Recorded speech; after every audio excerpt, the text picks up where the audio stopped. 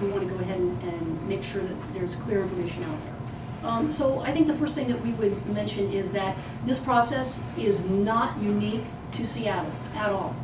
This process of staffing adjustments occurs in districts all across Washington State every year. I can tell you that I used to be in another district, saw it over there. Flip used to be in another district, saw it over there. So it's not unique. And so every district goes through this process every year with similar issues, challenges, etc. These are staffing adjustments. It's important to mention that these are not cuts. No one is losing their job. So we are moving staff from one school to another. And I think that's the important thing to mention, is that we are moving staff from one school that has a higher enrollment to a school that has less enrollment and thus more need. So context is important. Out of over 52,000 students in Seattle and 4,000 teachers, we are moving less than 1% of teachers. So I think that context is important. Teachers who are not matched for current open positions will be moved to positions with the highest need. And the process is a matching of individual skills and qualifications of certificated staff to open positions and needs. So we're doing that so that what that looks like is that in one school where they may have less enrollment, there is another school out there that has higher enrollment, and therefore they have needs because there is a classroom out there with children who have a need for a teacher because of class sizes. So that's the ebb and flow of this. It is a very delicate process. It is a balancing act. And again, it occurs in every district throughout the state. Other districts moving teachers between buildings as well at this time. Principals have known for some time that adjustments were a possibility, and as a result of feedback last year, we tried to notify even earlier this year to give principals a heads up.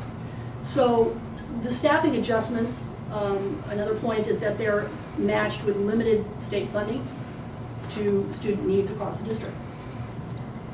So how that works is that state revenue follows the student, so that we get state revenue as a portion to the student headcount or the student enrollment. Projections are accurate, but we had a high number of students who disenrolled this year for whatever reason. So, and it was significantly less. That is not anything that we can actually foresee. There's no way to predict that or project that. But we had a significant number of students who we had projected to show up that didn't. That we believe went to surrounding districts. But when that happens, we don't get the revenue from those students. So, like any district, we have to live within our budget. That is definitely the case. So schools and classrooms are waiting for a teacher in one part of the city, whereas another part of the city, they have a teacher. And I think the other point to mention is that for a school, some parents have said, well, why don't you simply add more teachers? Well, if we added a teacher into a school, that would be just as disruptive as pulling a teacher. It's going to be disruptive either way. It's not a positive thing. And there's any number of ways to do this, but it's a challenging thing. That's why we're trying to do it as early as possible.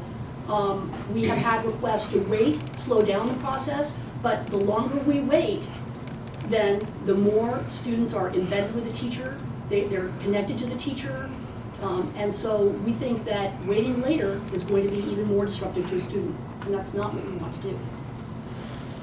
So in most instances, teachers are moved from a school one school that is being located to another school with needs. For example, in one school, they have 55 students below projections, yet in another school, they have 29 students above projections, and they desperately need another teacher. So we go ahead and we move staff based on several needs. positions for under-enrolled schools, positions that are currently open, positions, attrition, such as retirement, leave, maternity leaves, things like that. The substitute pool to support schools with high needs and hard-to-fill positions. And that's also very important. People who substitute will be moved to substitute positions, and they'll be kept whole in their positions. Again, no one is losing their jobs, and those folks who are moving into substitute positions will be assigned to one building rather than moved constantly around the district. Does that make sense? Okay. But this is what inadequate state funding looks like at the local level. We would love to be able to fund class sizes down to 1 to 15. Unfortunately, that's not the reality that we're living with in Washington State. And because of inadequate funding, districts are constantly adjusting budgets due to current scenarios. Districts have to operate within their budgets by law. So to say, well, just add another teacher, dip into reserves, dipping into district reserves is not fiscally responsible, and it's just not fiscally responsible. We also should mention that we do have an additional teacher for the most part at every elementary building this year due to legislative funding from the state in June related to class size. But even that is still inadequate. We simply need more.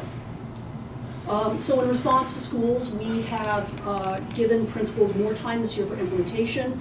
Friday is the deadline for the identified schools and their principals to decide how they'll make the adjustments.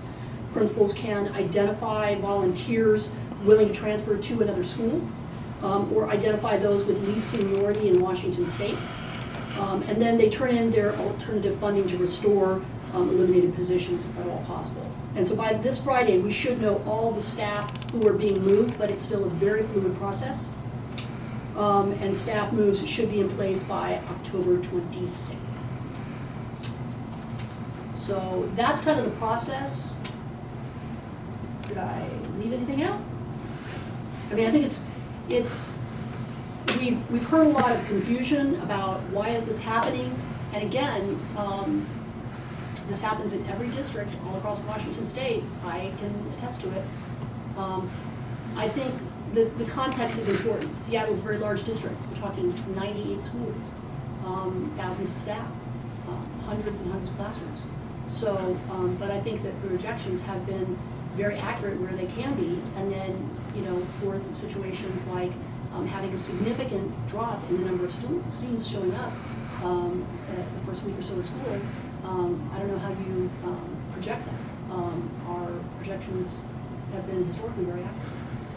We're a month into the school year, and we've reached out to all the districts in King County asking them, what's your process? And they agree, sometimes their projections are off, and some of them are off this year.